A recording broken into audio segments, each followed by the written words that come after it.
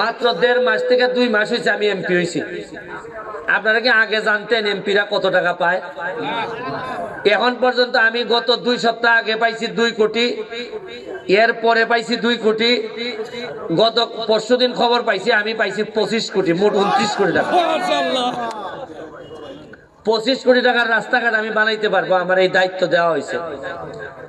তখন আমার কাছে মনে হয় যে আপনারা তো এখন 2 মাসের এমপি, 2 মাসের বাচ্চা কত টাকা পাইছে এটা আপনারা মাধবপুর সোনারঘাট সারা দেশের মানুষ জানেন। গত 10-20 বছর ধরে কেন আমরা জানলাম না যে এমপিরা কত টাকা পায়? আর আল্লাহ মাহবুব জানে মন্ত্রীরা কত টাকা পাইছে। কেন আমাদের জানার অধিকার ছিল না? এই যে 25 কোটি টাকা আমারে বরাদ্দ দেওয়া হয়েছে, এটা কি আমার বাপের রেখে গেছিল না আপনাদের হকের টাকা? তাই কেন জানার অধিকার ছিল না? কেন আমরা তো নেতা কম পাই নাই? আমাদের কেন এই সামান্য আমার বাড়ির পিছনে বাগবাড়ির রাস্তা, যে রাস্তাটা যাইতে চায় সিগুড়া বলতো, কেন আমরা এতদিন করতে পারলাম না? আমি যদি এখন সিদ্ধান্ত নেই যে কিছু হইলো কাম কম আমি মাধবপুর করবো, তাহলে আগামী 1 মাসের ভিতরে এই রাস্তা আমি করতে পারবো। কিন্তু আমি করবো কিনা, কারণ একজনের ঠকাই আর একজনের করা ঠিক হবে না। আমারে 25 কোটি টাকা দেওয়া হয়েছে, মানে 25 কিলোমিটার জায়গা আমি যেখানে ইচ্ছা এইখানে আমি করতে পারবো। আপনারা এখন বলেন যে 2 মাসে কি করলাই তুমি? এই যে 2 মাস এমপি হইছো, তুমি কি করছো? প্রায় 30 থেকে 35 লাখ টাকা খরচ করে আপনারা আমাদের বাজারের পাশে যে নদীটা, এই নদী 40 বছর ধরে আপনারা ময়লা ফেলাইয়া, এই বাজারের সকল মানুষ ময়লা ফেলাইয়া এইটারে ময়লার বাগানে পরিণত করছিলেন। আর আমি এই ময়লার পানিতে ডুব দিয়ে এই ময়লা পরিষ্কার করছি আপনাদের ময়লা। এই ময়লা আমরা পীরের বাজারের মানুষ ফেলাই নাই, বাজারের মানুষই ফেলছে। এখন গিয়া দেখেন বাজারের পিছনটা কেমন লাগে, দেখেন একবার, চাইছেন একবার? পিছনে 2টা ওয়াকওয়ে করছি আমরা। ওয়াকওয়েটা করার পর কি পরিমাণ জায়গা উদ্ধার হয়েছে। এইরকম 40 বছরে কি আমার চেয়ে জ্ঞানী মানুষ ছিলেন না? আমার চেয়ে ভালো মানুষ কি ছিলেন না? কেন আমাদের এই চিন্তা মাথায় আসতো না কেন? আমার বাসার পাশে শিবির, চাইলে তো আমি কালকেই ভেঙে দিতে পারি সব। এইখানে একটা স্কুলের, মাধ্যমিক স্কুলের কথা বলছেন, জায়গাটা হচ্ছে গিয়ে দুর্যোগ ব্যবস্থাপনার মনে হয়। এইটারে এইখান থেকে ট্রান্সফার করে যারা আছে এদেরকে আলাদা একটা শিবিরে স্থানান্তর করে যদি সিদ্ধান্ত নেওয়া যায়, এটা করার চিন্তা করা যেতে পারে। আরে রাস্তাঘাট আপনার স্কুল করবেন তো পরে, এমন একটা সমাজে জন্মাইছি, নিজের কোন একটা পোলা যদি বড় হয় আশেপাশের লোকজন সবাই নামবে পড়ে যে এর মারা পর্যন্ত শান্তি পাই না। আরে সবাই একসাথে উন্নতি করি কি হয়? আপনি কি জানেন যে এই আমার বড় মামা জাহেদ মামার বাসার সামনে দেখেন রাস্তার মধ্যে একটা বড় গর্ত আছে, মাঝে মধ্যেই হয়। এই গর্তটার কারণে আমার মনে আছে, এই গর্তটার কারণে এই দিদার ভাই অ্যাক্সিডেন্ট করে মরছে। এই যে বাগবাড়ির দিদার ভাই ঈদের দিন মনে হয়, এই গর্তের কারণে ট্রাক্টর সাইড মারে, উনিও সাইড মারে, মাইরে আমরা এইরকম একটা লোক হারাইছি। কেন আমাদের রাস্তাতে গর্ত থাকবে কেন? আমি যদি 2 মাসের মধ্যে, আমার এখন 9টা ব্রিজের কাজ চলতেছে মাধবপুর সোনারঘাট। মাধবপুরে ব্যক্তিগত উদ্যোগে সব করতেছি। অলরেডি মাধবপুরে 6 থেকে 7 লাখ টাকা খরচ কইরা হাসপাতালের সামনে যে একটা পুরাতন একটা খাল আছে, খাল পরিষ্কার করে এরা আজকে পুরাটাতে গাছ লাগাই দিছে। মাধবপুরে যে তো গত 10 বছরে যেটা পরিষ্কার করা হয় নাই, দখল করে ছিল বাজারে, একদিনের ড্রাইভে ইউনো ওসি টসি মিল্লা সব পরিষ্কার করে দিছে।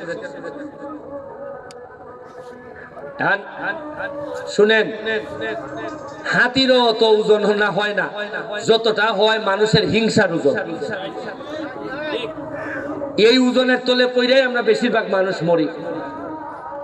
আরে মনে রাখেন, আমরা যাই করি না কেন এটা আমাদের নসিবে থেকে যায়। যা করবেন তা পাবেন এই দুনিয়ায়। এইটা আমি না, কেউ আপনাদের বাঁচাইতে পারবে না। আমার কর্ম যদি খারাপ হয়, আমার 4 গ্রাম কেন মাধবপুর সকল সোনারঘাটের মানুষ মিলে আমার বাঁচাইতে পারবেন না।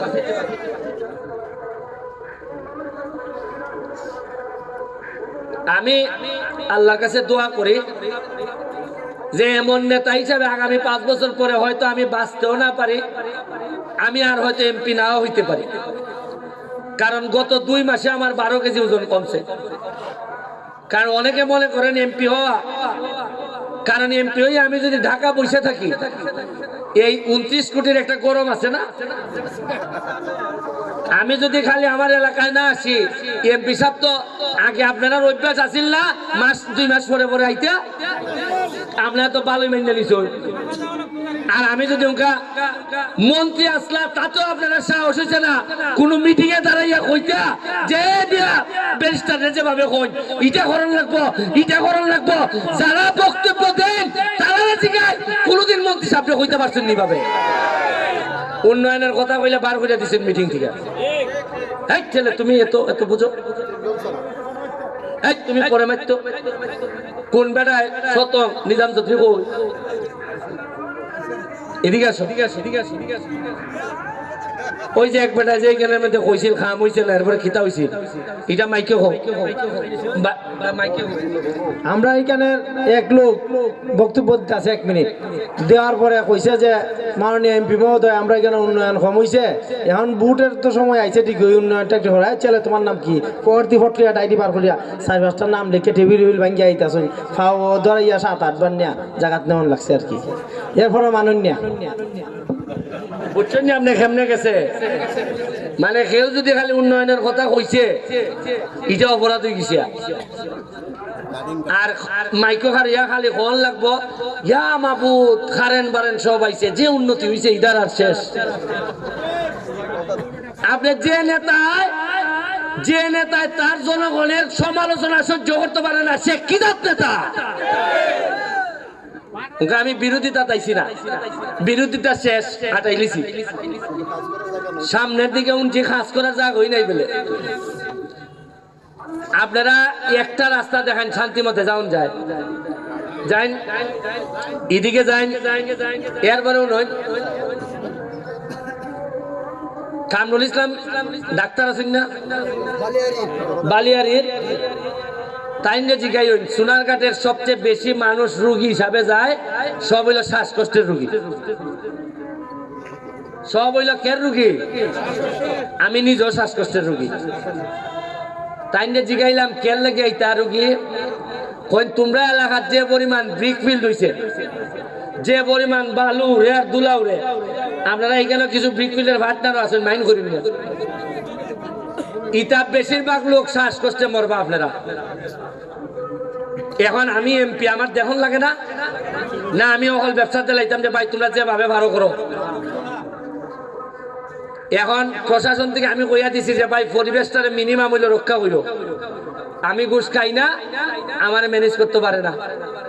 2 লাখ ট্রাক্টর ভাগে বুকে ধরে এরা মাটি খাইতিয়া, এরা যদি আর কিছুদিন সময় ভাই আমার কেন জানি মনে হয় পুরা সোনাঘাটটা নিবে ঠেলতে পারে মাটি ইট বানাইয়া।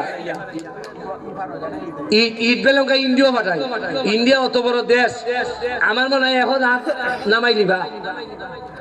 এখন যদি কোনো কারণে 1 লাখ ট্রাক্টর ধরে, ট্রাক্টরের ড্রাইভার খালি তো একদিনের বেতন পায় না নি, এ তো আর কোনো ইটের টাকা পায়নি। আর ট্রাক্টরের মালিকে ভাই একদিনের ভাড়া, আর লাভ তো হয় ফিল্ডের মালিক।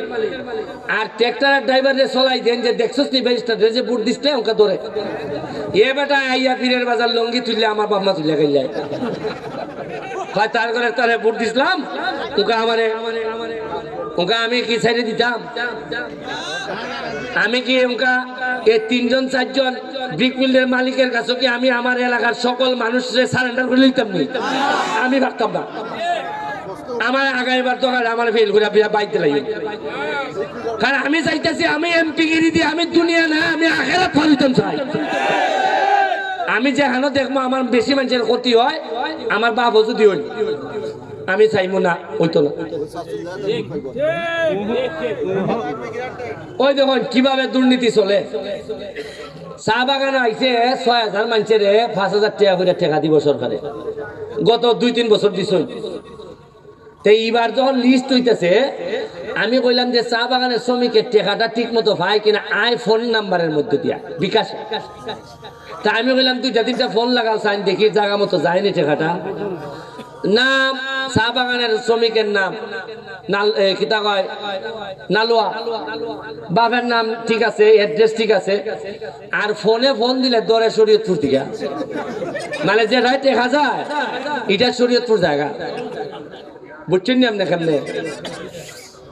এরপরে আবার এ ভাজ আর কোনটা যেটা ভাইও ইরা টাকা পাইলে বলে আইনদের মরে ফেলে এক ফাটি গিয়া হল, আমি ওনে ভাইছস 2000 দিলা, আমি ওনে ভাইছস 2000 দিলা, কইসলাম না ভাইবে? আপনি বিশ্বাস করেন আমি এমপি আর পরের দিন থেকে যে পরিমাণ আমার কাছে খালি অফার আইছে, এর লেগে তো এমপি বেললে আমার ছাগলি জায়গা।